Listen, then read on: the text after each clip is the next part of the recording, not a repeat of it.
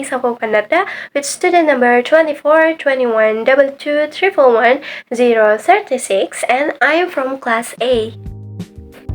Have you ever felt offended by someone's way of speaking even when they did not mean to hurt you? In intercultural communication, misunderstanding often happen not because people are rude, but because they communicate differently. So in this video, I will discuss a real-life intercultural communication issue in a classroom discussion. Now you guys imagine the situation. A student speaks very directly during a group discussion. He quickly says, "Your idea is not effective, we should change it." However, another student feels hurt and uncomfortable because she prefers a softer and more indirect way of communication. As a result, the discussion becomes awkward and both students misunderstand each other's intention. This issue can be explained using Edward T. Hall's communication context theory. Hall explained two communication patterns. So the first is high context cultures, where people communicate indirectly and focus on relationship and implicit meaning. Indonesia is an example of this culture. And the second is low context culture, where communication is direct, explicit, and task-oriented. So in this situation, the student who spoke directly may use a low context communication style, while the other student may prefer a high control style.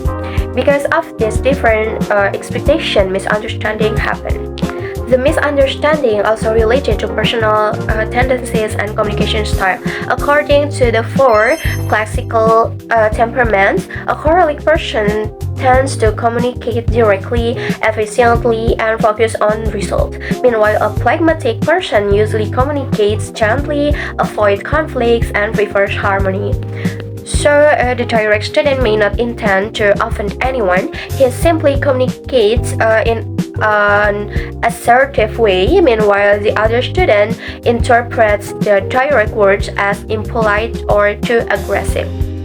In multicultural educational context, teachers and students need to interpret behavior carefully. The material explains that communication should not be judged too quickly. For example, first, direct speech does not always mean disrespect.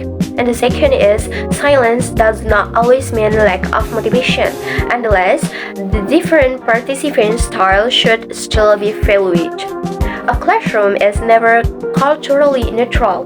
Different cultural background, identities, and communication style influence how students interact. To respond better in this situation, but students should practice intercultural awareness. The direct student can try to soften his language by saying, "Your idea is interesting, but maybe we can improve it together." Meanwhile, the other student should understand that direct communication is not always meant to be offensive. Teachers can also help by encouraging respectful discussion, giving students time to express ideas, and appreciating different communication style. So from these issues, I learned that effective intercultural communication requires self-awareness, empathy, and respect for differences. So in conclusion, intercultural misunderstanding often happen because people have a different cultural background, personalities, and communication style. Instead of judging others too quickly, we should try to understand the meaning behind their behavior, because good communication begins with understand, not assumption. Maybe that's all from me. Thank you so much for watching.